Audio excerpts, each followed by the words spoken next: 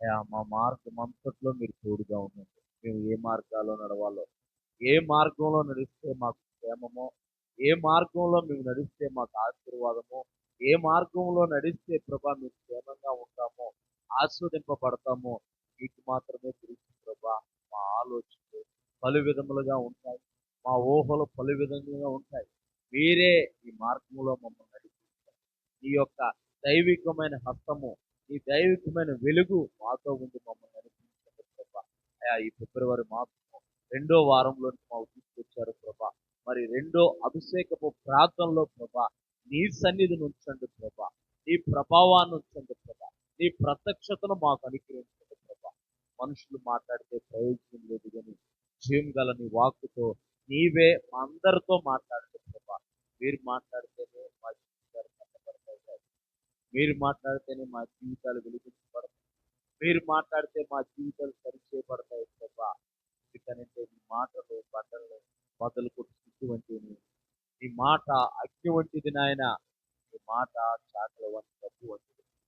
జీవితంలో అయా నీ వాక్యపు వెలుగులో అయా మమ్మల్ని మేము సరిచేసుకొని ప్రభా ముప్పదొంతులుగా, అరవదొంతులుగా, నూరొంతులుగా ఫలించి నిత్యరాజ్యంలో నీతో పాటు యుగాలు జీవించే భాగ్యాన్ని మా అందరికీ దయచేయమని యేసు ప్రభువారి పరిశుద్ధ నామమున ప్రార్థిస్తూ ఈ స్తుతి ఆరాధన సమర్పిస్తున్నాం పరమ తండ్రి. ఆమేన్, ఆమేన్. అందరం అలా చూస్తున్నాం. దేవుడు మనకిచ్చిన శ్రేష్టమైన సమయాన్ని బట్టి దేవాది దేవుని మహిమపరుచుగాక. గడిచిన వారము దేవుని యొక్క మందిరం గురించి, అలాగే దేవుని యొక్క మందిరంలో ఉన్న ప్రాముఖ్యమైన పరిశుద్ధమైన ప్రసిద్ధమైన వస్తువుల గురించి మనము ధ్యానం చేశాము. అలాగే దేవుని యొక్క పరిశుద్ధ తైలము ఎలా తయారు చేస్తారు, పరిశుద్ధ తైలంతో ఎవరు నడుచుకుంటారు, అసలు అభిషేకించబడటం ద్వారా మనకేం జరుగుతుంది, దేవుడు ఎందుకు అభిషేకించారు, అభిషేకించారు, మన మూల వాక్యాన్ని మనం తీసుకున్నాం ఒకసారి. యెషయా గ్రంథము 11వ అధ్యాయం 2వ వచనం. 7 వారాలు అనగా దాదాపు మార్చి నెల 15వ ఆదివారం ఈ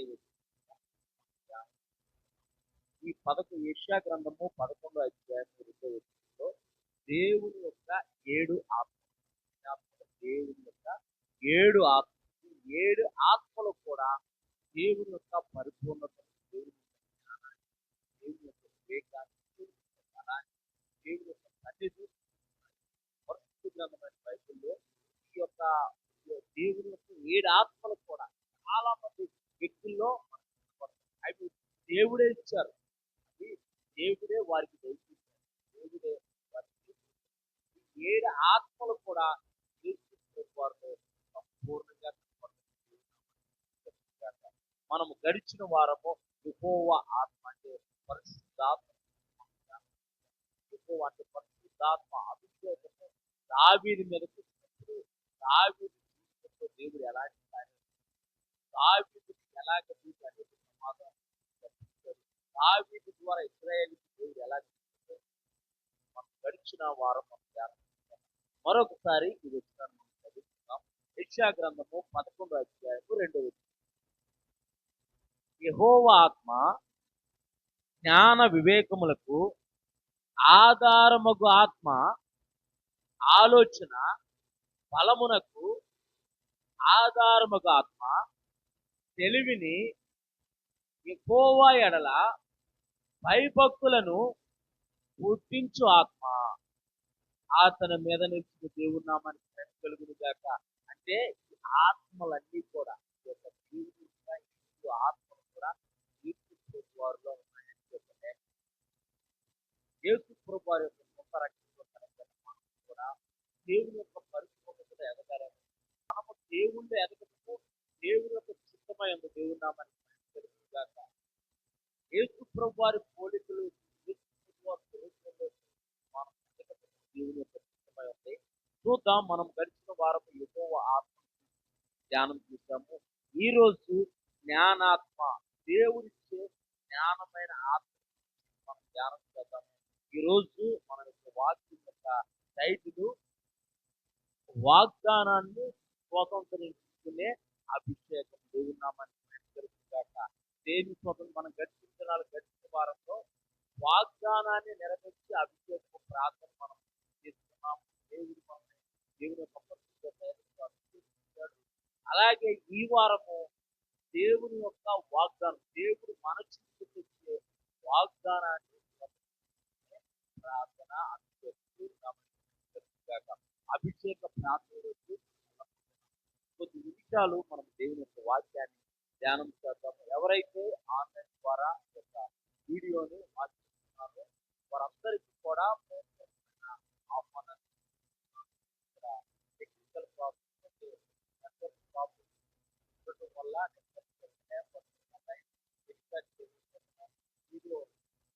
ఈ వీడియో రికార్డింగ్ చేసి తర్వాత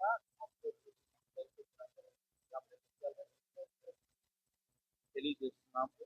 ఈ యొక్క జ్ఞానాత్మ అంటే the spirit of wisdom, the spirit of wisdom, దేవుడి జ్ఞానాత్మను మనం ధ్యానం చేద్దాము. జ్ఞానము అంటే కేవలము సమాచారం కాదు. జ్ఞానం అంటే కేవలం సమాచారం కాదు. ఏది మంచో ఏది చెడు గుర్తించగలిగే సామర్థ్యం దేవుని నామానికి మహిమ కలుగును గాక. జ్ఞానం అంటే సమాచారం కాదు. ఏది మంచో ఏది చెడు, ఏ సమయంలో ఎలాంటి మంచి నిర్ణయం తీసుకోవాలో, ఏ సమయంలో ఎలాంటి నిర్ణయం తీసుకోవాలో జ్ఞానము మనల్ని తెలుసుగాక. దేవుని యొక్క చిత్తాన్ని గ్రహించి పరలోక సంబంధమైన దార్శకతో జీవించే కృపను, అంటే పరలోక సంబంధమైన అభిషేకంతో జీవించే కృపను ఇది మనకి ఇస్తుంది. జ్ఞానాత్మ పరలోక జ్ఞానం నుంచి వచ్చి దేవుని నామానికి మహిమ కలుగును గాక. భూ సంబంధమైన జ్ఞానము కాదు ఇది. పరిశుద్ధ గ్రంథమైన బైబిల్లో జ్ఞానమును గూర్చి 466 వచనాలు ఉన్నాయి. 466 వచనాలు. జ్ఞానానికి సంబంధించిన వచనాలు 466 వచనాలు ఉన్నాయి పరిశుద్ధ గ్రంథమైన బైబిల్లో. మనం చూద్దాం. మరి జ్ఞానాత్మ గురించి మనం ధ్యానం చేస్తున్నాం. దేవుడు నిజంగా మనకి జ్ఞానాన్ని ఇస్తాడా అంటే పరిశుద్ధ గ్రంథమైన బైబిల్ ఏంటి? చాలా మంది తెలియలేదు, అమాయకురాలు, లోక జ్ఞానం తెలియదు, లౌక్యం తెలియదు అంటూ ఉంటారు. పరిశుద్ధ గ్రంథమైన బైబిల్ ఏం చెప్తుందో చూద్దాం. యాకోబు రాసిన పత్రిక 1వ అధ్యాయం 5వ వచనం. యాకోబు రాసిన పత్రిక 1వ అధ్యాయం 5వ వచనం. మీలో ఎవనికైనను జ్ఞానము కొదువుగా ఉన్న, మీలో ఎవరికైనా జ్ఞానము కొదువుగా ఉన్న ఎడలా అతడు దేవుని అడగవలన. దేవుని నామానికి మహిమ కలుగును గాక. మనకి జ్ఞానము కావాలంటే మనం దేవుని అడగాలంట, మనుషులు కాదు అడిగేది. పుస్తకాలు చదివితే జ్ఞానం రాదు. పుస్తకాలు చదివితే సమాచారం తెలియదు, సబ్జెక్ట్ తెలిసింది, ఒక విషయం పైన అవగాహన కలిగింది. పుస్తకాలు చదివితే జ్ఞానం రాదు. ఇక్కడ దేవుని యొక్క వాక్యం చూస్తుంది. మీలో ఎవరికైనాను జ్ఞానము కొదువుగా ఉన్న ఎడల అతడు దేవుణ్ణి అడగవలెను, అప్పుడది అతనికి అనుగ్రహించును. దేవుని నామానికి మహిమ కలుగును గాక. దేవుడు ఎంత కృపగల దేవుడు, దేవుడు ఎంత కరుణగల దేవుడు. మనకి జ్ఞానం కొదువుగా ఉంటే మనం దేవుణ్ణి అడిగితే దేవుడు ఆ జ్ఞానాన్ని, అంటే ఈ భూ సంబంధమైన జ్ఞానం కాదు, భూ సంబంధమైన జ్ఞానం కన్నా పరలోక సంబంధమైన జ్ఞానము గొప్పది. దేవుని నామానికి మహిమ కలుగును గాక. ఈ భూ సంబంధమైన జ్ఞానం అయితే భూ సంబంధమైన విషయాలపైనే మనసు, పరలోక సంబంధమైన జ్ఞానం అయితే భూ సంబంధమైన విషయాల కంటే పరలోక సంబంధమైన విషయాలనే తెలియజేసింది. దేవుని నామానికి మహిమ కలుగును గాక. అప్పుడు అది అతనికి అనుగ్రహింపబడును. ఆయన ఎవరిని గర్జింపక అందరికి ధారాళముగా దయచేవాడు. దేవుని నామానికి మహిమ కలుగును గాక. ధారాళముగా అంటే అన్లిమిటెడ్. ఇప్పుడు అన్లిమిటెడ్ బిర్యానీ వచ్చేస్తాను. ఒకప్పుడు మామూలుగా ఒక ప్యాక్ బిర్యానీ, ఒక పర్సన్కి సరిపోయే బిర్యానీ వచ్చేసారు. తర్వాత ఫ్యామిలీ ప్యాక్ వచ్చింది. ఫ్యామిలీ ప్యాక్ రోజులు కూడా అయిపోయినాయి. ఇప్పుడు అన్లిమిటెడ్ బిర్యానీ. జనాలందరూ అన్లిమిటెడ్ బిర్యానీ కొరకు ఎదురు చూస్తున్నారు, ఎగబడుతున్నారు. ఎక్కడ ఏ బిర్యానీ పాయింట్ చూసినా, పొగులు చూసినా,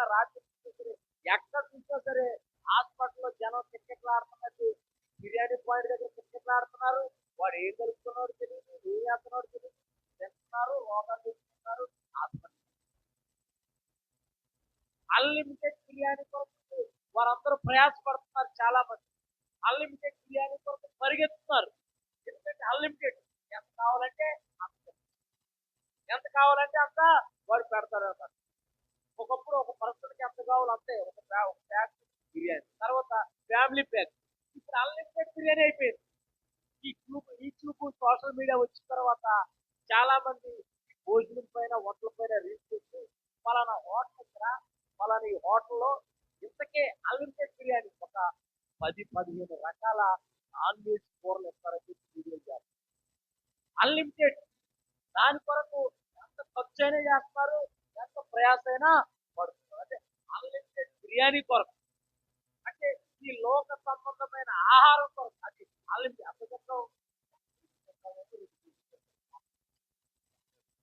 ఈ రోజు తిన్నాం అనుకో, రేపటికి దాన్ని ఇక్కడ దేవుని యొక్క వాక్యం చూడండి. ఎవరికైనా నువ్వు జ్ఞానం పొదువుగా ఉన్నదనగా అతను దేవుణ్ణి అడగవలను, అప్పుడు దేవుడు అతనికి జ్ఞానాన్ని ధారాళంగా దయచేస్తాడు.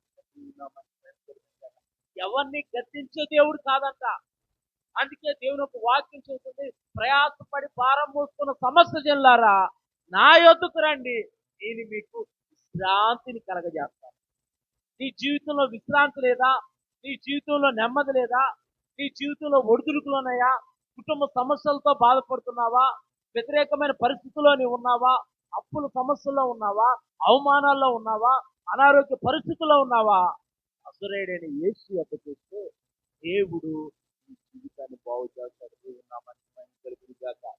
జ్ఞానము కొదువుగా ఉంటే మనం దేవుని వద్దకు రావాలి. దేవుడిచ్చే జ్ఞానాన్ని మనం పొందుకోవాలి. దేవుని నామానికి మహిమ కలుగును గాక. అతడు ఆయన ఎవరిని గద్దించే దేవుడు కాదంట, అందరికీ ధారాళముగా దయచేవాడు. పక్షపాతం చూపించేవాడు కాదు ఆయన. మనుషులైతే పక్షపాతం చూపిస్తారు, ఆయన పక్షపాతం చూపించటకు, అబద్ధం ఆడుటకు ఆయన నరుడు కాదు. భూమి ఆకాశాల సృష్టికర్త అయిన యెహోవా దేవుని నామానికి మహిమ కలుగును గాక. ఇదే యాకోబు రాసిన పత్రిక 3వ అధ్యాయం 17వ వచనం మనం చదువుతాం. ఈ జ్ఞానం ఎలాంటిదో మనం చదువుతాం. అయితే పైనుండి వచ్చు జ్ఞానము మొట్టమొదట పవిత్రమైన జ్ఞానం అంట. దేవుని నామానికి మహిమ కలుగును గాక. అంటే దేవుని దగ్గర నుంచి వచ్చే జ్ఞానము, పరలోకం నుండి వచ్చే జ్ఞానము పవిత్రమైనది. దేవుని నామానికి మహిమ కలుగును గాక. చదువున్నాను. తరువాత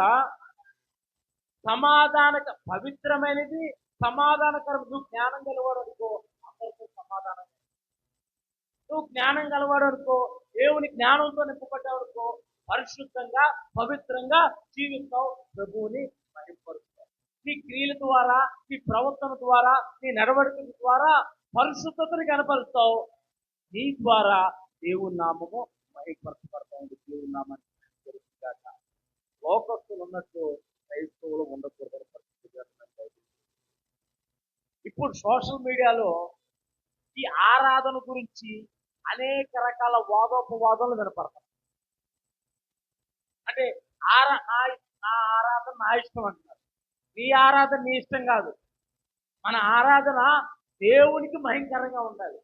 మనం గొప్పవారమని, మనం గొప్పవాళ్ళమని చూసుకోవడానికి అక్కడ ఆస్కారం. అది పరిశుద్ధ గ్రంథమైన బైబిల్ చదువుతుంది అక్కడ. మనం ఇష్టం వచ్చినట్టు దంతులేయటమో, ఇష్టం వచ్చినట్టు చిందులేయటమో అది ఆరాధన కాదు.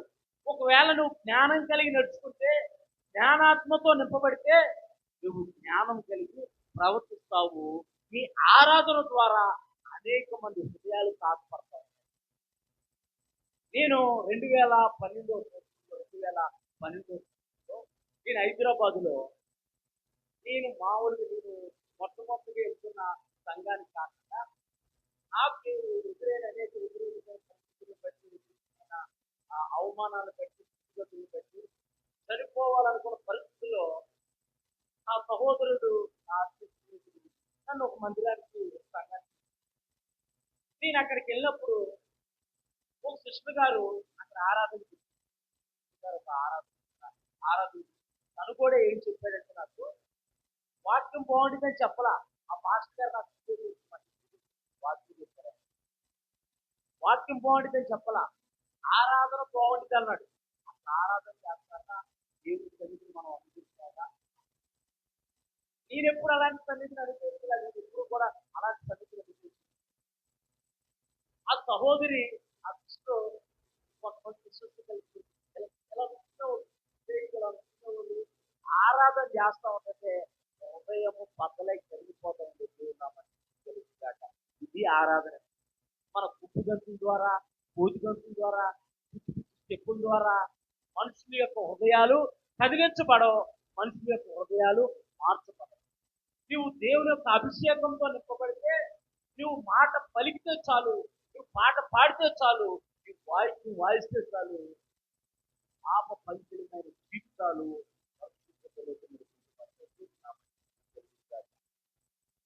అసలు నా జీవితం ఏంటి, నా బ్రతుకు అనుకున్న సమయంలో అలా కూర్చొని ఆరాధన చేస్తుంటే దేవుని యొక్క సన్నిధిని, దేవుని యొక్క అభిషేకాన్ని నేను అనుభవించుకోని దేవున్నామని తెలుస్తాను. ఇప్పుడు నా ఆరాధన నా ఇష్టం, నేను ధ్యానం చేస్తే మీకేంటి, నేను ఎగిరితే మీకేంటి, నేను ఎలా చేస్తే మీకేంటి అని అంటే అది దేవుని యొక్క వాక్యానికి, దేవుని యొక్క నామానికి విరుద్ధం. అది మన ఆరాధన ద్వారా ఇతరులు దేవునిలో వెదగాలి, వారి హృదయాలు మార్పు చెందాలి, వారు దేవుని వద్దకు నడిపించబడాలి. అంటే యువతను చెరగొట్టడానికి అపవాది వేస్తున్న పన్నాగాలు ఇవన్నీ. లోకంలో వేస్తూ ఉంటారు, డ్యాన్స్ లోకంలో వేస్తూ ఉంటారు, ఎగురుతూ ఉంటారు, డ్యాన్స్ చేస్తారు. దానికి దీనికి దగ్గర పోలిక ఉంది. మీకు లోకంలో ఉన్నట్టే ఇక్కడ ఉంది. ఇంకా లోకానికి సంఘానికి తేడా ఏం కనపడుతుంది? జ్ఞానం లేక. ఎందుకంటే జ్ఞానము లేక. పైనుంచి వచ్చే జ్ఞానము మొట్టమొదట పవిత్రమైనది, తర్వాత సమాధానకరమైనది. చదివినాను. సమాధానమైనది, మృదువైనది. అంటే మృదువైన స్వభావం కలిగింది. ఎవరి హృదయాన్ని నొచ్చుకునేలాగా ప్రవర్తించదు. అది ఎవరి హృదయాన్ని నొచ్చుకునేలాగా ప్రవర్తించదు, ఎవరి హృదయాల్ని బాధ పెట్టదు. మృదువైనది, సులభంగా లోబడేది. ఎలా లోపడుతుందంట? సులభంగా. అసలు లోబడనోడు ఎవరన్నా ఉన్నారంటే ఈ భూమి మీద మనిషి ఒక్కడే లోపడతాడు. జంతువులు లోపడుతున్నాయి, పక్షులు లోపడుతున్నాయి, అన్ని లోపడుతున్నాయి. మనిషి తయారు చేసిన లోబో కూడా మనిషికి లోపడుతుంది.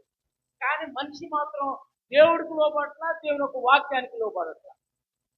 అదే దేవుని జ్ఞానంతో నింపబడితే పరిశుద్ధత కలిగి జీవిస్తావు, సమాధానం కలిగి జీవిస్తావు. సమాధానకర్త అయిన దేవుడు సమాధానంతో నిన్ను నింపి నడిపిస్తాడు. మృదువుగా అంటే ఎవరు హృదయాలు నొచ్చుకునేలాగా నువ్వు ప్రవర్తించవు, మాట్లాడవు. చాలా మంది చచ్చిపోటువంటి మాటలతో మాట్లాడతారు. మాట మాట్లాడతారు.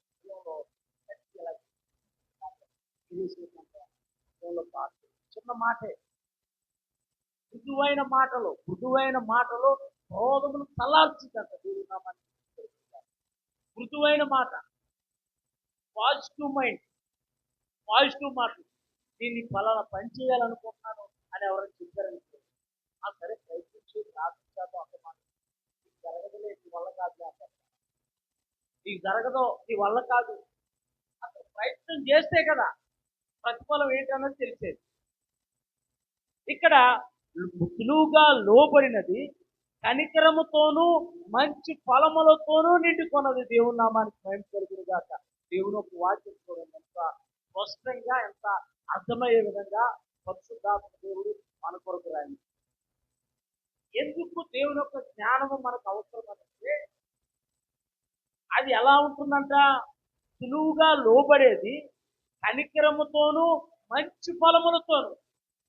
మంచి ఫలము ఏమనగా ప్రేమ, సంతోషము, సమాధానము, దీర్ఘశాంతము, ఆశానిగ్రహము, దయాలోకము. మంచి ఫలాలు. మనము మంచి ఫలాలతో, విశ్వాసము, మంచి ఫలాలు.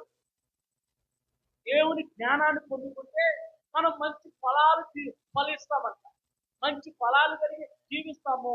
మన ఫలాల ద్వారా అనేక మంది దేవుని యొక్క చేర్చబడతారు. దేవుని నామానికి తెలుస్తారు. మన ఫలాలే బాగోకపోతే, దేవుడు మనకు అవకాశాన్ని ఇచ్చి, దేవుడు మనకి ఆరోగ్యాన్ని ఇచ్చి, బలానికి శక్తిస్తే ఆరు ద్రాక్ష కాయలు కాస్తున్నారు.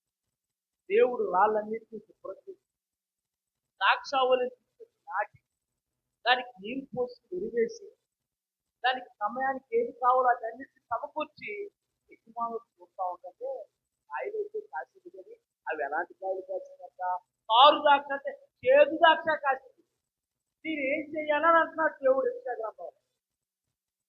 నేను మమ్మల్ని తీసుకొచ్చాను ఐగుప్తులో నుంచి, నా పరిశుద్ధ జనాంగంగా మీరు మార్చాను, కట్టడిచ్చాను, ఆజ్ఞించాను, వాటిని అన్నింటినీ మీరు కైకొనకుండా ఫలాలు లేని అవిశ్వాసులుగా మీరు చూపిస్తారు. ఇక్కడ దేవుని జ్ఞానంతో మనం ముట్టుపడితే సులభంగా లోబడినది, కనికరముతోనూ మంచి ఫలములతోనూ నిండుకొన్నది, పక్షపాతమైనను వేషధారమైనది లేనిదే ఉంటున్న దేవుని నామానికి భయం కలిగినంటే పక్షపాతం చూపిస్తాం అంటారు. ప్రేమ కలిగి చూపిస్తాం కానీ పక్షపాతం చూపిస్తాం. అలాగే వేషధారణ అంటే పైకి అసలు ఇప్పుడే అనుకుంటున్నాను మీరే ఎదురయ్యారని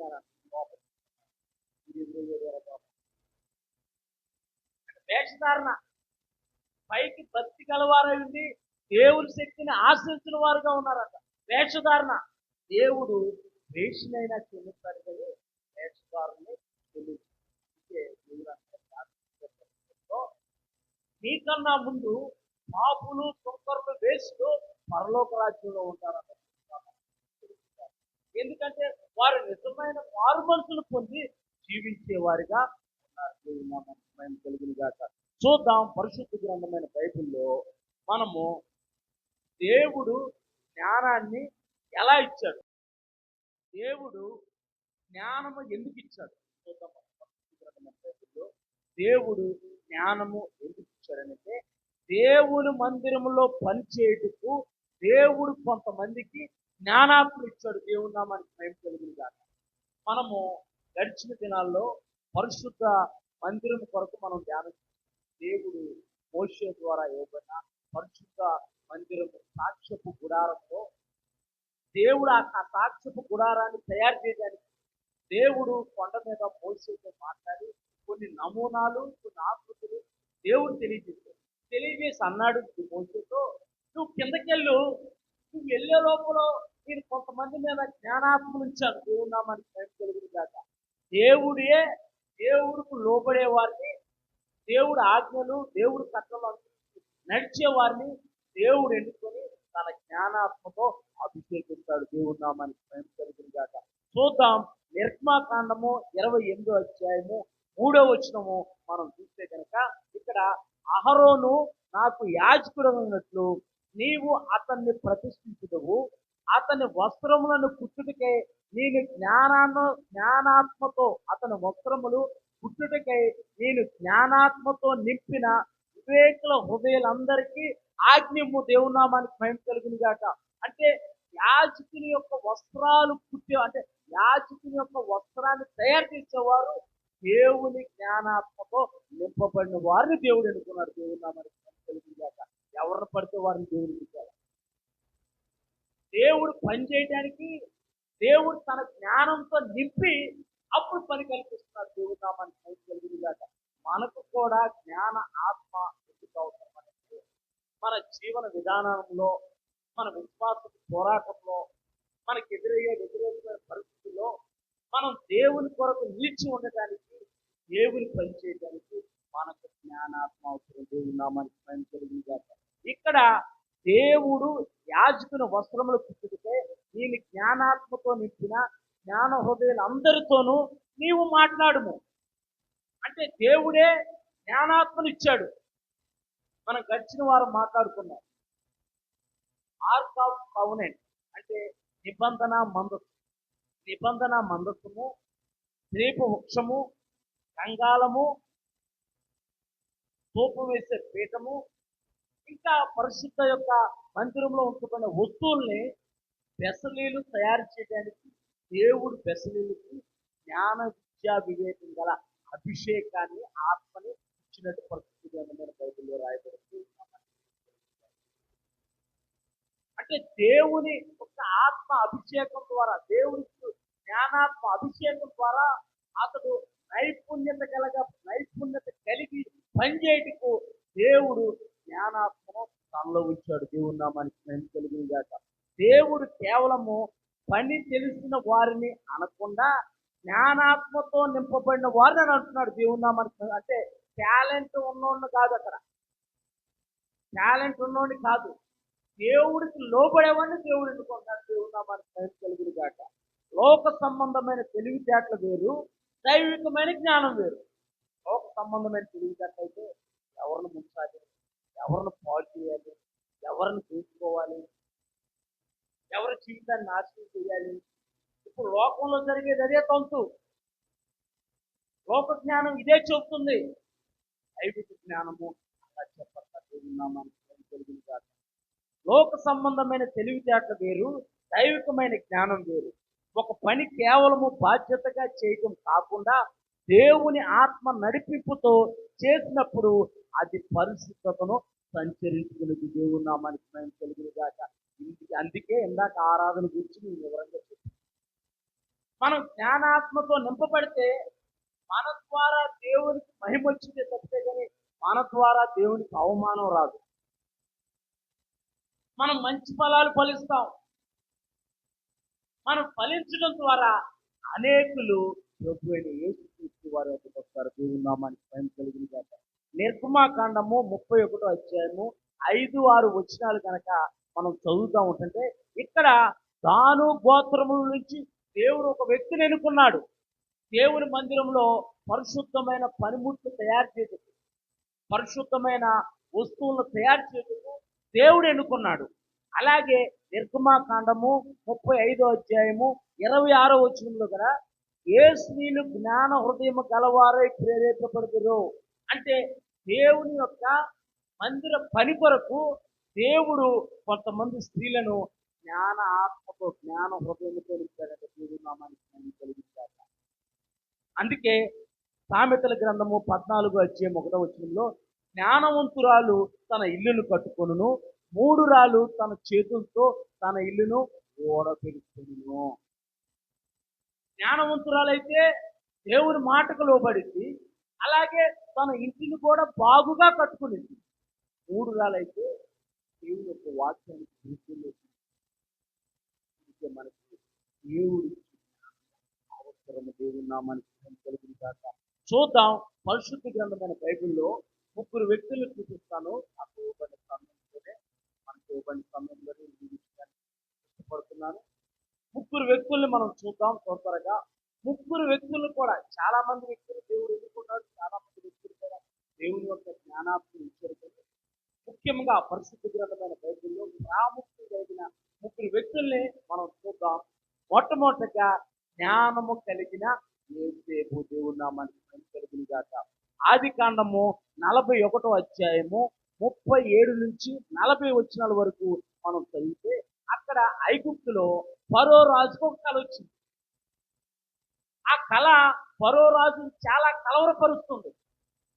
అసలు దానికి భావం ఏంటో తెలియజేయాలి అని చెప్పేసి శాస్త్రులు పిలుస్తున్నాడు, ఆ రాజ్యంలో ఉన్న జ్ఞానం పిలుస్తున్నాడు, ఆ రాజ్యంలో ఉన్న తారడి కలిగిన వాళ్ళు పిలుస్తున్నాడు, చాలా మందిని పిలుస్తున్నాడు.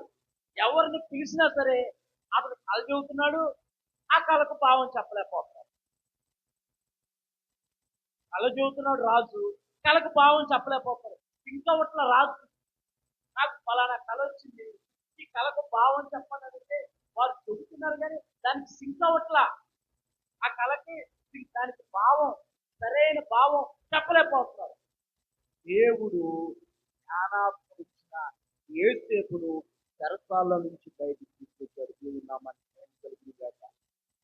చెరసాల నుంచి బయటికి తీసుకొచ్చి, అవును రాజా, దేవుడే ఏం చేయబోతున్నాడో మీకు అనుగ్రహించాడు, మీకు కళ ద్వారా చూపించాడని చెప్పేసి ఈ యొక్క యోసేపు 7 సంవత్సరాలు పంట బాగా పండింది, 7 సంవత్సరాలు కరువు వచ్చింది. ఈ 7 సంవత్సరాలు పంట పడినప్పుడు ఆ పంటను మనం జాగ్రత్తగా ఆచరించేందుకు మిగతా 7 సంవత్సరాల్లో కూడా సమృద్ధి కలిగి జీవించగలిగిన భావం చెప్పగానే అక్కడ ఫరో రాజు యోసేపు గురించి 37 కానీ చదువమ్మ. 37 41 అధ్యాయము 37 ఆ మాట చదువు. ఆ మాట ఫరో దృష్టి. ఆది కాండము 41 అధ్యాయం 37.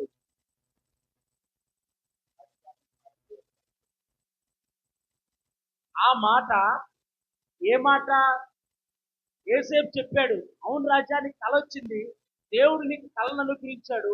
దాని భావం ఏంటంటే 7 సంవత్సరాలు పంట పండింది, 7 సంవత్సరాలు కరువు వచ్చింది. ఈ 7 సంవత్సరాలు పంట పడినప్పుడు మనం జాగ్రత్తగా ఆ ధాన్యాన్ని మనం స్టోరేజ్ చేసామనుకో, మన చుట్టుపక్కల ఉన్న దేశాలన్నిటికీ, మన ప్రాంతం అంతటికి మనం సమృద్ధిని వారం అవుతామని చెప్పి తన యొక్క ఆలోచనను రాజుకు తెలియజేశాడు. రాజు అప్పుడు ఏం మాట్లాడుతున్నాడు చూద్దాం. ఫరో రాజు ఆ మాట ఫరో దృష్టికి, అతని సమస్త అంటే అతని యొక్క రాజ్యంలో ఉన్న వారందరికీ, అధికారులందరికీ యుక్తమై ఉండేది గనుక అతడు తన సేవకులు చూచి ఇతని వలె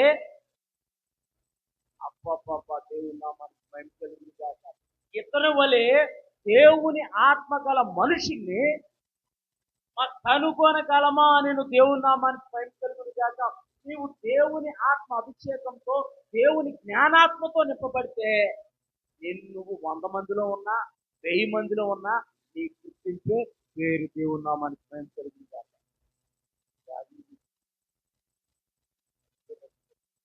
మొదటి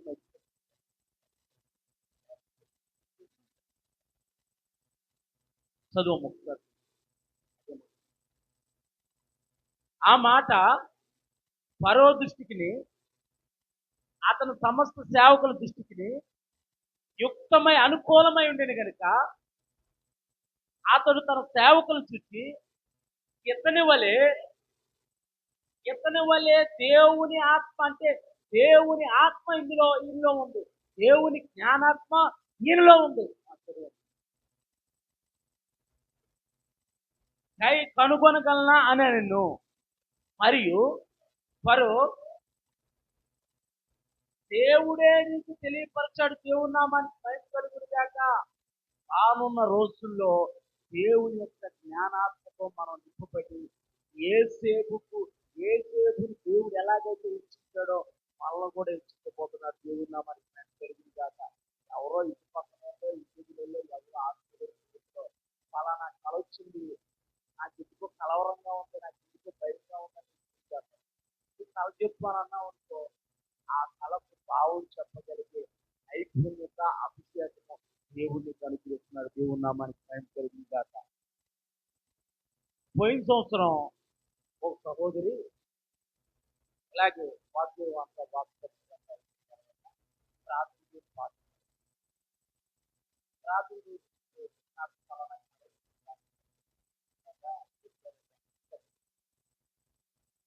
తిన్న తర్వాత దేవుడు నాన్ని ప్రేరేపించుకున్నాను, దేవుళ్ళలో బాగా ఎదుగుతున్నావు, దేవుడు నేను సంఘంలో మూల స్తంభంగా చేయబోతున్నామా, అది ఆ కలభావం.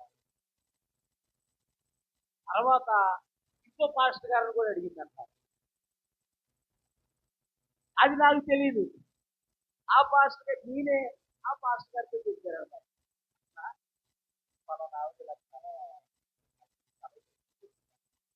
దేవుడు నన్ను ప్రేరేపించుకున్నాను,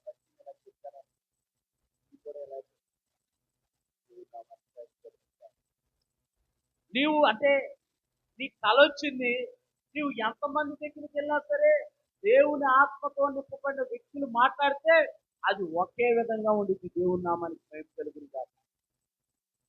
ఇక్కడ యోసేపుని అంటున్నాడు, నీవు దైవికమైన ఆత్మతో నింపగలిగిన వాడివి, నీలాంటి వాడిని ఈ రాజ్యం ఎక్కడ మీకు కనుగొనలేము. అందుకే ఈ రాజ్యం అంతటి మీద నిన్ను రాష్ట్రపతిని చేయబోతున్నావు. దేవుని నామానికి భయం కలుగును గాక. నేను ఎంతో ప్రయాసపడి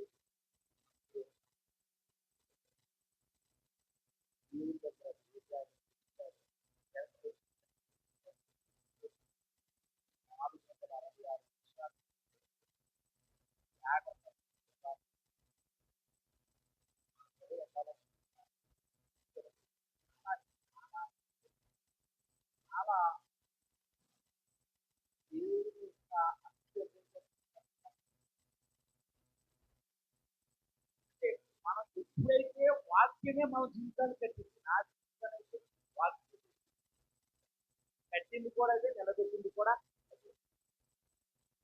మళ్ళీ మాట కావాలంటే మళ్ళీ మనకు దొరకవు, మరి ఉన్నా సరే దొరకవు, మనకు కావాలన్నా రావు కూడా. దేవుని సన్నిధిలో నిలబడి చూస్తున్నాను, ఈ రాత్రి పోవాలి. ఇంటి వేరుగా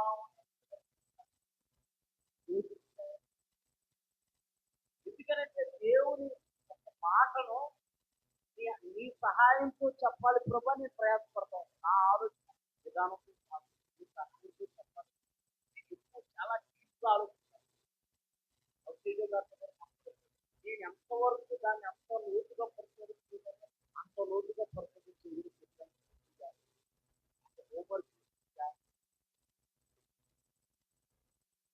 అంటే మన జీవితాలు కట్టేది ఉంటే, మన జీవితాలు కట్టేది ఉందంటే మన జీవితాలు బాగుంటుంది. దేవుని ఒక వాక్యమే నేను మాట్లాడుతాను, బాగుతున్నాను బాగుతుంది. అదే దేవుని ఒక వాక్యంలో వారి హృదయాన్ని సంధించినప్పుడు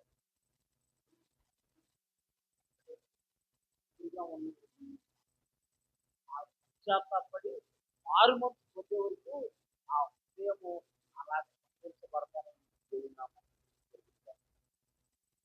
ఇక్కడ యేసేపుని చూస్తే కనుక, యేసేపు జ్ఞానాత్మతో నింపగలిగిన వ్యక్తిని మరో రాజు అంటున్నాడు, రాజ్యం అంతటి మీద రాష్ట్రపతిని చేస్తాను. మన పిల్లలు మనము కూడా మనం జ్ఞానాత్మతో నింపబడాలి.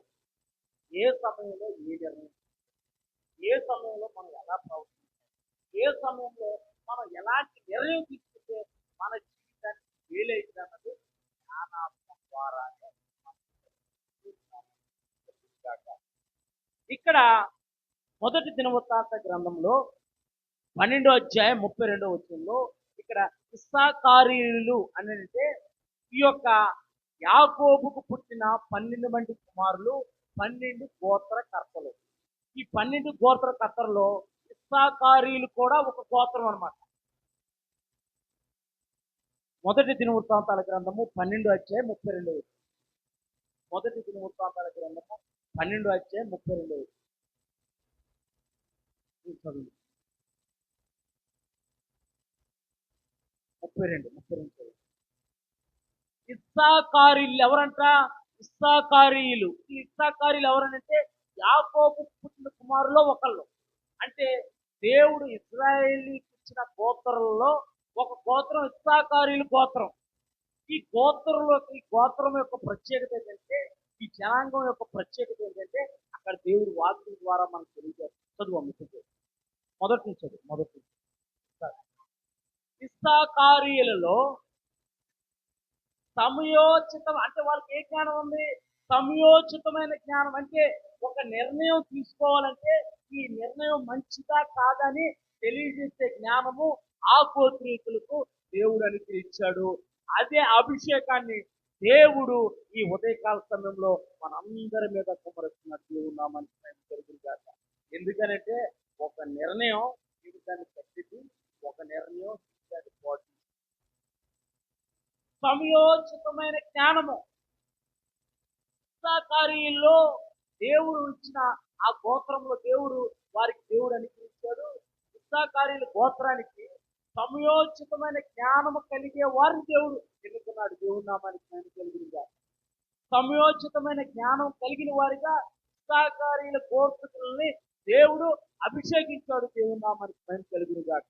ఇస్సాకారీయుల్లో సమయోచిత జ్ఞానము కలిగి ఇజ్రాయేలీలు చేయదగినది ఏదో దానిని నెరిగి ఉన్న అధిపతులు 200 మంది అంట. దేవుడి నామానికి భయం కలిగినగా. ఆ గోత్రంలో 200 మంది ఉన్నారు. ఆ 200 మంది మీరు యుద్ధానికి బయలుదేరాలా వద్దా, ఈ పని చెయ్యాలా వద్దా? సమయోచితమైన జ్ఞానము. మనం వ్యాపారం చేయాలనుకుంటున్నాం, సమయోచితమైన జ్ఞానం కలిగి వ్యాపారం చేయాలి. అందుకు కూడా మనకు జ్ఞానాత్మ అవసరం. మనం బాగా చదువుకోవాలి. ఏ కోర్సు తీసుకోవాలి? చాలా కోర్సు. ఏ కోర్సు తీసుకుంటే మనకు మంచిది? సమయోచితమైన జ్ఞానం కావాలి.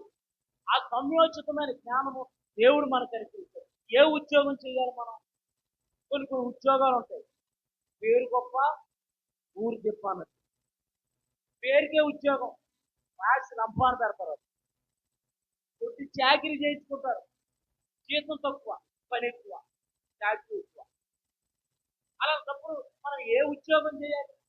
మన స్తోమత తగిన ఉద్యోగం ఏది? సమయోచితమైన జ్ఞానము మనం నడిపించింది దేవుని నామానికి. కార్యాలు గోత్రంలో సమయోచితమైన జ్ఞానం కలిగిన వారు 100 మంది ఉన్నారంటే వీరు ఏం చేసేవారంట? ఇశ్రాయేలు ఏది చేయదగిందో వారికి తెలియజేసేవారు. ఇది చేయకూడదంటే ఇది చెప్తే ఆగిపోవాలి. ఇశ్రాయేలు వీరందరూ కలిసి దేవుని సన్నిధిలో కనిపెట్టి వీరు చెబితే, ఆ సమాచారాన్ని చెబితే ఆ సమాచారం అనుగుణంగా వారు జీవించాలి. ఇంకొక వ్యక్తిని మనం చూద్దాం పరిశుద్ధ గ్రంథమైన బైబిల్లో. చివరి లైన్ చదివారు, బాగుంటుంది. ఇశ్రాయేలీలు చేయదగినది ఏదో దాన్ని ఎరిగి ఉన్న అధిపతులు 200, వీరి గోత్రపు వారందరూ అంటే వీరు చెబితే దేవుడు చెప్పినట్టు భక్తులై ఉన్నారంట. దేవుడు నామానికి కలిగింది కాక.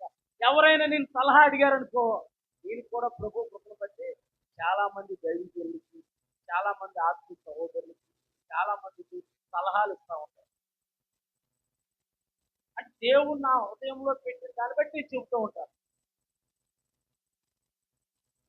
మనం సలహా ఇచ్చామనుకో, ఒక జీవితం బాగుపడాలి తప్ప పాడవకూడదు. దేవుడు నామానికి వాడికి అర్థమైపోయింది, సలహా ఇవ్వడానికి అర్థమైపోయింది.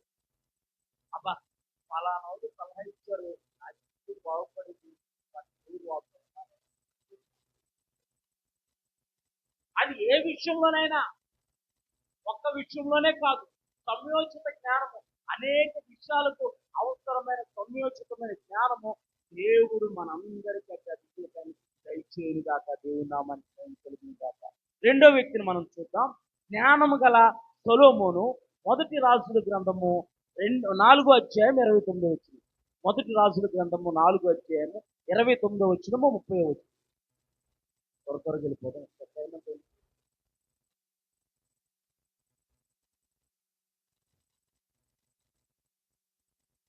మొదటి రాజుల గ్రంథం 4వ అధ్యాయం 29. దేవుడు జ్ఞానమును బుద్ధిని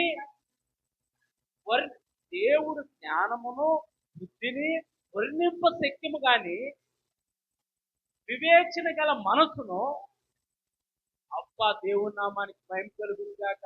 దేవుడు జ్ఞానమును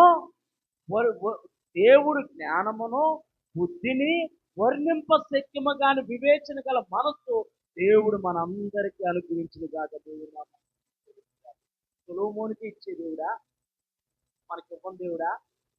ఆయన ఏమన్నాడు? యాకోబు రాసిన పత్రికలో మనం చూస్తే మొదటి అధ్యాయము, జ్ఞానం ఎవరికైనా కొదువుగా ఉంటే నన్ను అడగండి, నేను ఎవరిని గర్తించకుండా అందరికీ ధారాళంగా దయచేస్తాను. దేవుని నామానికి మహిమ కలుగును గాక. ఆయన సొలొమోనుకి ఇచ్చిన జ్ఞానం కంటే అధికమైన జ్ఞానాన్ని దేవుడు మనకి గల సమర్థుడు. దేవుని నామానికి మహిమ కలుగును గాక. ఇక్కడ చూద్దాం పరిశుద్ధ గ్రంథమైన బైబిల్లో. దేవుడు జ్ఞానమును బుద్ధిని వర్ణింప శక్యము గాని వివేచన గల మనసును సొలొమోనుకు దయచేసిన కనుక సొలొమోనుకు కలిగిన జ్ఞానము తూర్పు దేశస్తుల జ్ఞానము కంటే, ఐగుప్తీయుల జ్ఞానము కంటే అధికమై ఉండును. దేవుని నామానికి మహిమ కలుగును గాక. నీవు దేవుని జ్ఞానాత్మ అభిషేకంతో నింపబడితే నీ జ్ఞానానికి ఎవరో సాటి రారు. దేవుని నామానికి మహిమ కలుగును గాక. నీ దగ్గర నిన్ను వెతుక్కుంటూ వస్తారు. రాజులు నిన్ను ఎదుక్కుంటూ వస్తారు, అధికారులు నిన్ను వెతుక్కుంటూ వస్తారు. నీకు డిగ్రీ పట్టా లేకపోవచ్చు, నీకు క్వాలిఫికేషన్ లేకపోవచ్చు, నీ మాట చెబితే నీ మాటను చిరసావహించి నడిచి అధికారులు వస్తారు. దేవుని నామానికి మహిమ కలుగును గాక. ఐఎమ్ టెల్లింగ్ రైట్ నౌ, నేను చెబుతున్నాను, దేవుని సన్నిధిలో నిలబడి ఈ ప్రాంతాన్ని దేవుడు ఆస్వాదకరంగా మార్చబోతున్నాడు. ఈ ప్రాంతంలోకి అనేక మంది రాబోతున్నారు, అనేక మంది అధికారులు ఈ ప్రాంతానికి రాబోతున్నారు. ఈ ప్రాంతము అభివృద్ధి పదంలో నడవబోతుంది. దేవుని నామానికి మహిమ కలుగును గాక. ఈ ప్రాంతాన్ని దేవుడు ఆస్వాదకరంగా మార్చబోతున్నాడు. మిగతా కాలంలో అధికారులు వస్తారో నాకైతే తెలియదు, కానీ మన కాలనీ దేవుడు ఆశీర్వాదపు ప్రదంలో నడిపించబోతున్నాడు. దేవుని నామానికి మహిమ కలుగును గాక. ఇక్కడ సొలొమోనుకు కలిగిన జ్ఞానము తూర్పు దేశస్తుల జ్ఞానం కంటే అధికమైందంట. నీవు దేవుని జ్ఞానాత్మ అభిషేకంతో నింపబడితే రాజులు నీ యొక్కకు వస్తారు, అధికారులు నీ యొక్కకు వస్తారు. దేవుని నామానికి మహిమ కలుగును గాక. చూద్దాం సొలొమోను జ్ఞానము పరిశుద్ధ గ్రంథమైన బైబిల్లోని మొదటి రాజుల గ్రంథము 3వ అధ్యాయము 28 ప్రకారము దేవుడు సొలొమోనుకి ఇచ్చిన జ్ఞానం వల్ల తన రాజ్యంలో తాను తీర్చిన తీర్పును గురించి విని సొలొమోను దైవిక జ్ఞానము నొందిన వారిని గ్రహించి అతనికి భయపడ్డారంట. అంటే ఇది లోక సంబంధమైన జ్ఞానం కాదు, పరలోక సంబంధమైన జ్ఞానము. అది మృదువైనది, ప్రేమించగలిగేది, కనికరం కలిగేది, సమాధానకరంగా జీవించేది, సులువుగా లోబడేది, పక్షపాతం చూపంది, వేషధారణగా జీవించిన జ్ఞానం ఇది. దైవిక జ్ఞానం వల్ల సొలొమోను రాజ్యంలో తీర్పు తీర్చాడంట. సొలొమోను రాజ్య పరిపాలన ప్రారంభించి సొలొమోను దేవుణ్ణి అడిగాడు, ప్రభువా, నేను యవ్వనస్తుణ్ణి, నాకు సరైన జ్ఞానం లేదు, ఈ ప్రజల్ని పరిపాలించడానికి నాకు జ్ఞానం కావాలి ప్రభు అంటే దేవుడి జ్ఞానమును, సమృద్ధిని, ఆశీర్వాదాన్ని దేవుడు దయచేశాడు. దయచేసిన తర్వాత సొలొమోను రాజ్యంలో రాజ్య పరిపాలన చేసినప్పుడు 2 స్త్రీలు వచ్చారు సొలొమోను. ఒక పిల్లోని పట్టుకొని, ఎంతమంది స్త్రీలు? 2 స్త్రీలు ఒక పిల్లోని పట్టుకొని వచ్చారు.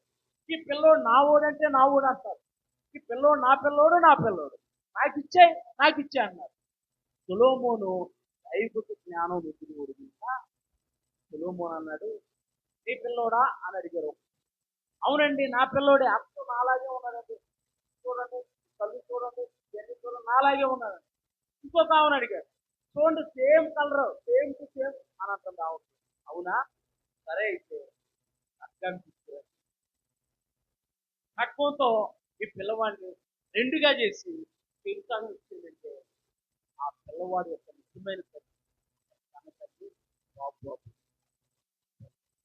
నా పిల్లోడు తన దగ్గర ఉన్నా సరే మంచిగా ఉంటే చాలంటే దైవిక జ్ఞానం ఏమే నేర్చుకుంటుంది కనుక ఏమొస్తే ఆ పిల్లోని ఉన్నామని. అదే మనం చదివాము మొదటి రాజుల గ్రంథం 3వ అధ్యాయం 28 ప్రకారం దేవుడు సొలొమోనుకి ఇచ్చిన జ్ఞానం వల్ల తన రాజ్యంలో తాను తీర్చిన తీర్పును గురించి విని సొలొమోను దైవిక జ్ఞానం నొందిడు వాడని గ్రహించి అతనికి భయపడ్డారు. నీవు దైవిక జ్ఞానం నుండి జీవిస్తే జనులు నీకు భయపడతారు, జనులు నీకు సాగిలపడతారు. జనులు మనకు సాగిలపడాలంటే, జనులు నీకు భయపడాలంటే నీ అధికారం చూపించో, నీ స్టేటస్ చూపించో, నీకున్న ఫలాన్ని చూపించో భయపెట్టడం కాదు. నువ్వు దైవిక జ్ఞానంతో నింపబడితే ఈ ముందే మోకరిస్తారు దేవుని నామానికి మహిమ కలుగును గాక. గొప్ప దైవజనులు ఆంధ్రప్రదేశ్, దేశమంతా ఇతర రాష్ట్రాల్లో కూడా వారి పరిచర్య విస్తృతంగా జరుగుతుంది. దైవజనులు ఏసన్న గారు ఏం చదువుకోవాలా, అమరావతి దాటిన తర్వాత అమరావతి దగ్గర నేమల్ అనే ప్రాంతంలో, మారుమూల ప్రాంతంలో దేవుడిచ్చిన దర్శనాన్ని బట్టి వెళ్ళి అక్కడ పరిచర్య చేస్తా ఉంటుంటే 1996లో వచ్చిన తుఫాను వల్ల మొన్న మందిరం కూడా కూలిపోయింది. ఏమి లేదు, వస్త్రాలు కూడా లేదు, ఏమీ లేవు. అయినా ప్రభు సన్నిధిలో అన్ని జీవితాలతో పొరపడుతూ దేవుని ఆత్మతో నింపబడి అనేకమైన శ్రమంలో అనేక పాటలు రాస్తూ ఉన్నారు, దేవుని పరిచర్యను కొనసాగిస్తున్నారు. ఇప్పుడు వారి ద్వారా గొప్ప పరిచర్యని దేవుని దైవికమైన జ్ఞానము. అనేక మంది అధికారులు వచ్చి ఆయనతో ప్రార్థన చేస్తారు, అనేక మంది అధికారులకు ఆయన ప్రార్థన చేసేవాడు, అనేక మంది అధికారులు ఆయన ముందు మోకరించేవారు. మనం వెళ్ళి అధికారుల ముందు మోకరిస్తాం. మీకు దైవిక జ్ఞానంతో నింపబడితే ఈ ముందే అధికారులు మోకరిస్తారు. చూద్దాం, ఈ జ్ఞానము మొదటి రాజుల గ్రంథము 4వ అధ్యాయం 34 వచనం. మొదటి రాజుల గ్రంథము 4వ అధ్యాయం 34 వచనము. అతని జ్ఞానపు మాటలు తెలుసుకున్నట్టుకే అతని జ్ఞానమును గూర్చి వినిన భూపతులందరిలో నుండి, జనుల అందరిలో నుండి మనుషులు సొలొమోనునకు వచ్చారు. దేవుని నామానికి మహిమ కలుగుగాక. నీ కుటుంబీకులందరిలో నీవు దేవుని జ్ఞానంతో నింపబడితే వాళ్ళ కుటుంబంలో ఎదురయ్యే పరిస్థితులకు, సలహాలకు, సూచనలతో కష్టపడిచేలాగా దేవుని నామానికి మహిమ కలుగుగాక. అంటే మా కుటుంబంలో ఈ పరిస్థితి ఎదురైంది, మేము ఎలా నిర్ణయం తీసుకోవాలి, ఫలానా వ్యక్తి చెబితే మా కుటుంబంలో ఆ సమస్య నుంచి విడిపించబడితేనే నీకే ఫోన్ చేస్తారు. దేవుని నామానికి మహిమ కలుగుగాక. దేవుడు అటువంటి జ్ఞానాత్మతో మనం కాక దేవుని నామానికి మహిమ కలుగుగాక. సొలొమోను దేవుని జ్ఞానంతో నింపబడిన తర్వాత, పరలోక జ్ఞానంతో నింపబడిన తర్వాత, మొదటి రాజుల గ్రంథము 4వ అధ్యాయము 32 ప్రకారము ఆయన 3000 సామెతలు చెప్పాడంట. దేవుని నామానికి మహిమ కలుగుగాక. 3000 సామెతలు 3000 సామెతలు చెప్పాడు. 1005 కీర్తనలు రచించాడు ఆయన. 3000 సామెతలు చెప్పాడు, 1005 కీర్తనలు రచించాడు. 72వ కీర్తన, 127వ కీర్తన సొలొమోను రాసించాడు. ఇంకా అనేక పాటలు రాశాడు ఆయన. పరమగీతాలు కూడా సొలొమోనే రచించాడు. దేవుని నామానికి మహిమ కలుగుగాక. సొలొమోను జ్ఞానము కేవలము పాలనకే పరిమితం కాలేదు. ఆయన అనేక విషయాలపైన పట్టు ఉండేది. ఆయన ప్రకృతి శాస్త్రాన్ని బాగా ఎరిగినవాడు. దేవుని నామానికి మహిమ కలుగుగాక. రకరకాల చెట్లు నాటించాడు ఆయన. పక్షులతో మాట్లాడేవాడు, జంతువులతో మాట్లాడేవాడు, వాళ్ళ భాషతో మాట్లాడేవాడు. పక్షుల భాషతో, జంతువుల భాషతో మాట్లాడేవాడు. ఇప్పుడు కూడా చాలా మంది పూర్వముఖాలని వాళ్ళు చేస్తూ ఉంటారు. వాళ్ళు మాట్లాడతారు, ఎందుకు దాన్ని ఎలా తీసుకోవాలి. సోషల్ మీడియాలో పెద్ద పెద్ద పావులు పెట్టేవాళ్ళు, పావులు పెట్టేవాళ్ళు. పెద్ద పెద్ద పావులు కూడా వాళ్ళు అవలేలుగా పట్టుకుంటారు. ఆ టెక్నిక్ వాళ్ళకి తెలుసు. సొలొమోను అంత జ్ఞానం కలిగినోడు అంట. ఇది దేవుడు ఎప్పుడో కొన్ని వేల సంవత్సరాల క్రితమే సొలొమోనుకి ఇచ్చాడు. పక్షులతో ఎలా మాట్లాడాలి, జంతువులతో ఎలా మాట్లాడాలి, చేపల గురించి, పక్షుల గురించి, ఒక్క శాస్త్రం గురించి సొలొమోనుకి తెలుసు. దేవుని నామానికి మహిమ కలుగుగాక. అంతేకాదు అతను అంతర్జాతీయ గుర్తింపు పొందిన జ్ఞాని. దేవుని నామానికి మహిమ కలుగుగాక. నీవు కూడా అంతర్జాతీయంగా దేవుని యొక్క జ్ఞానం ద్వారా గుర్తింపు రావాలంటే దేవుని యొక్క వాక్కు, దేవుని యొక్క సన్నిధిలో మనం జీవించాలి. షేబా దేశపు రాణి ఆయన జ్ఞానాన్ని విని పరీక్షించడానికి వచ్చింది. అనేక మంది రాజులు వచ్చారు. షేబా దేశపు రాణి ఆ జ్ఞానాన్ని ఆశ్చర్యపోయింది.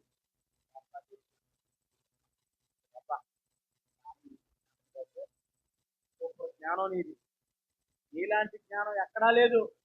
అసలు నీ పనివారేంటి, ఆ బల్ల మీద కూర్చుని నీ రాజ్యం ఏంటి, యుద్ధం లేదు, ఏమీ లేదు, కలహాలు లేవు, గొడవలు లేవు, కక్షలు లేవు, చాలా ప్రశాంతంగా సమాధానంగా ఉంది నీ రాజ్యం. సస్యశ్యామలంతో వర్తిల్లుతుంది నీ రాజ్యం. దేవుడి జ్ఞానం వల్ల జీవితాలు ఆశీర్వాదం ఉన్నామని. కానీ దురదృష్టకరమైతే సొలొమోను చూద్దాం ఒకసారి. యెహోవా యందు భయభక్తులు కలిగి ఉండితే జ్ఞానంకు మూలం. యెహోవా యందు భయభక్తులు కలిగి ఉన్నంతసేపు దేవుడు సొలొమోను జ్ఞానంతో నింపి ఆశీర్వదించాడు. ఎప్పుడైతే దేవుని యందు భయభక్తులు విడిచిపెట్టి దెయ్యం దగ్గరికి కాక మొదలుపెట్టాడో అతని జీవితం ఆశ్చర్యంగా. దేవుడిని జ్ఞానం ఇచ్చిన తర్వాత దేవుడికి దూరం అయిపోయాడు. దేవుడు జ్ఞానం ఇచ్చిన తర్వాత మనం దేవుడికి దూరం అయిపోకూడదు. కొంతమందికి దేవుడు ఉద్యోగం ఇస్తే దేవుడికి దూరం అయిపోతుంది, ఆశీర్వాదం ఇస్తే దేవుడికి దూరం అయిపోతుంది. అవేమీ లేవనప్పుడు దేవుడా దేవుడా దేవుడా దేవుడు. ఇక్కడ దేవుడు సొలొమోనుకి అంతర్జాతీయ గుర్తింపు కలిగి జ్ఞానం ఇస్తే యెహోవా యందు భయభక్తులు కలిగి ఉంటే జ్ఞానం మూలము. ఇక్కడ దేవుని యందు భయభక్తులు విడిచిపెట్టి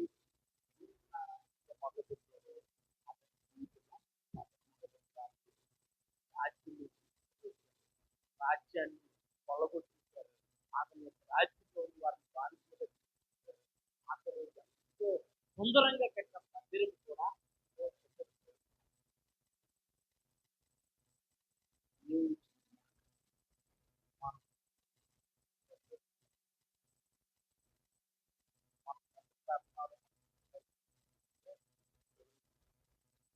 చివరిగా ఒక వ్యక్తిని చూసి ప్రార్థనలోకి వెళ్దాం. చివరిగా ఒక వ్యక్తిని చివరిగా ఒక వ్యక్తిని ప్రార్థనలోకి వెళ్దాం. మూడో వ్యక్తి జ్ఞానము కలిగిన దానియేలు. జ్ఞానం కలిగిన దానియేలు. పరిశుద్ధ గ్రంథమైన బైబిల్లో దానియేలు గ్రంథము 5వ అధ్యాయం 11వ వచనం. దానియేలు గ్రంథం 5వ అధ్యాయం 11వ వచనం. ఒకటే రెఫరెన్స్ ఇది.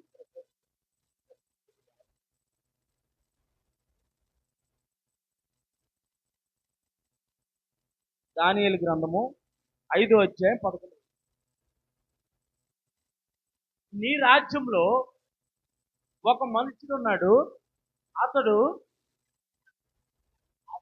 ఆయన రాజ్యంలో అంటే బెల్షాజరు రాజ్యంలో నెబుకద్నెజరు కాలంలో ఒక మనుషుడు ఉన్నాడు.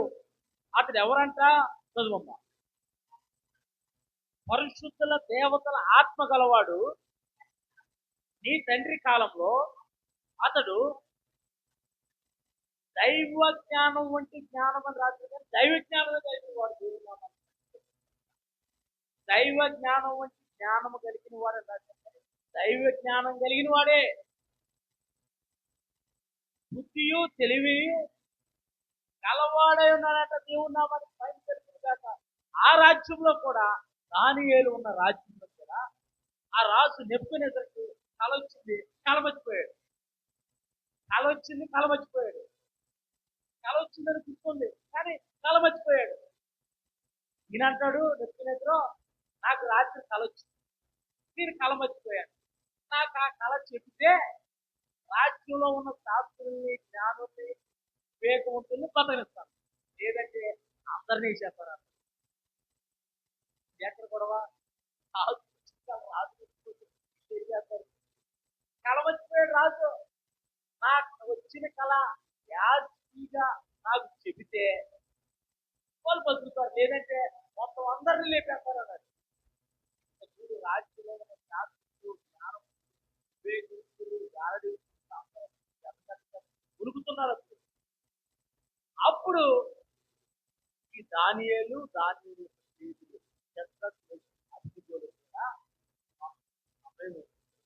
మేము దేవుని సన్నిధిలో ప్రార్థన చేసి కనిపెడతామని చెప్పేసి మీరు దేవుని సన్నిధిలో ప్రార్థన ఆ కళలో ఆ భావాన్ని దానియేలుకి అనుకరిస్తే దానియేలు రాజు భావాన్ని రాజ్యంలోనే అధిపతిగా ఆశీర్వించాడు. దేవుని నామాన్ని అంటే కళ, మర్చిపోయిన కళ, కలభావం కూడా. మరి దానియేలుకి ఎలా సాధ్యమంటే దానియేలు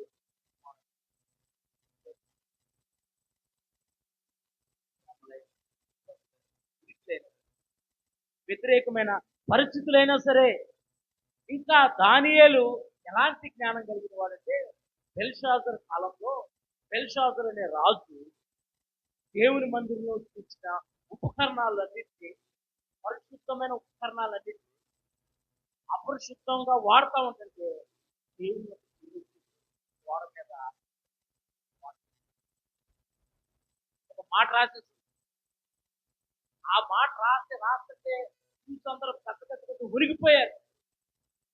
అప్పుడు ఏం జరిగిందో చదువుతున్న మాటే ఈ దానియేలు గ్రంథం 5వ అధ్యాయం 11వ. ఒక్కసారి చదువు. నీ రాజ్యంలో ఒక మనుషుడు ఉన్నాడు. అతడు పరిశుద్ధుల దేవతల ఆత్మ గలవాడు. నీ తండ్రి కాలంలో అతడు దైవ జ్ఞానం వంటి జ్ఞానమును, బుద్ధియు తెలివియు కలవాడై ఉండుట నీ తండ్రి అంటే నెబుకద్నెజరు కనుగొన్నాడు.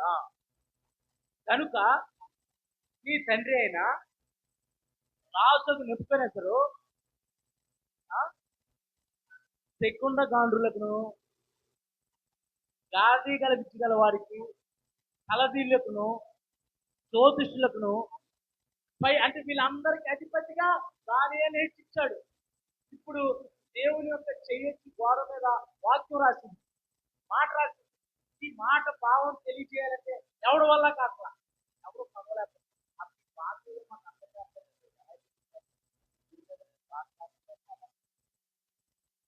ఒక వ్యక్తి చెప్పాడు, మా రాష్ట్రంలో పలానా అతడు రాష్ట్రంటే కలిసి ఈ భారతదేశంలో ఆయన అధిపతిగా ఈ తండ్రి ఆయన నియమించాడు. అతను గొప్పవాడు, అతడు దైవిక జ్ఞానం కలిగిన వాడు, దేవుని యొక్క ఆత్మతో నివసించేవాడు. అతను చూస్తే పరిష్కారం దొరుకుతుంది.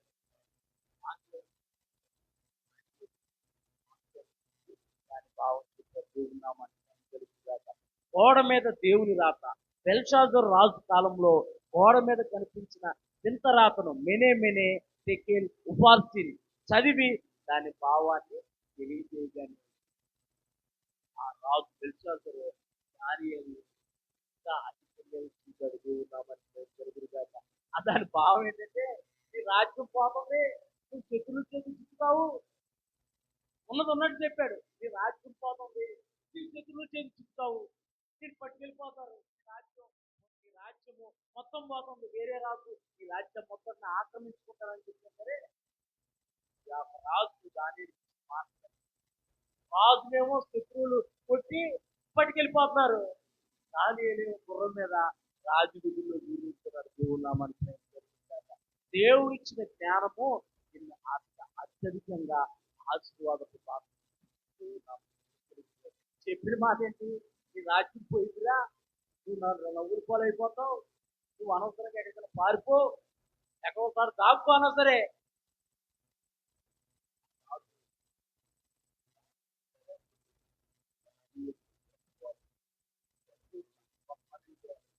పరిస్థితి ఎలా ఎదురైపోతాను. అవునా, నువ్వు ఆశీర్వాదం మాట్లాడుతావు, ఎలాంటి మాట్లాడుతుంది చాలా మంది వ్యతిరేక మాట మాట్లాడుతూ ఉంటారు. నీ జీవితం పాడైపోయిందిరా, బాగు చేసుకోరంటే నా జీవితం నా ఇష్టం అంటారు. ఆదుకోరు. అతను రాజ్యం కోల్పోతున్నారని తెలిసి సరే గౌరవించారు. దానియేలు మోకాళ్ళు దానియేలు జ్ఞానము కొరకు దానియేలు అనేక మర్మాలని బయటపడుతుంది. అనేక అంశాలలో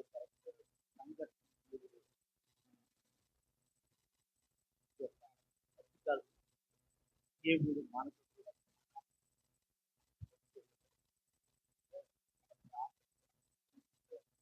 జ్ఞానవంతుడిగా గొప్పను అభిషేకాన్ని దేవుడు మనందరికీ దయచేసి చివరగా ఒక వాక్యం అందరూ మోపుతాం. ద్వితీయోపదేశ కాండము 34 అధ్యాయము 9. మోషే చేతులను నూను కుమారుడైన యెహోషువ మీద ఉంచి ఉండిన గనక అతడు జ్ఞానాత్మపూర్ణుడు. మోషే చేతులు నూను కుమారుడైన యెహోషువ మీద ఉంచగానే జ్ఞానాత్మతో యెహోషువ నింపబడి ఇశ్రాయేలు వారు తెప్పించగల సమర్థత కలిగిన నాయకుడిగా దేవుడు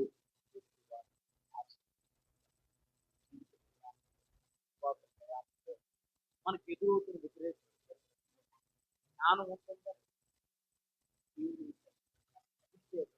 దేవుడు అందరికీ అందరము ప్రార్థనలో ఉందాం. మనందరము ప్రార్థనలో ఉందాం.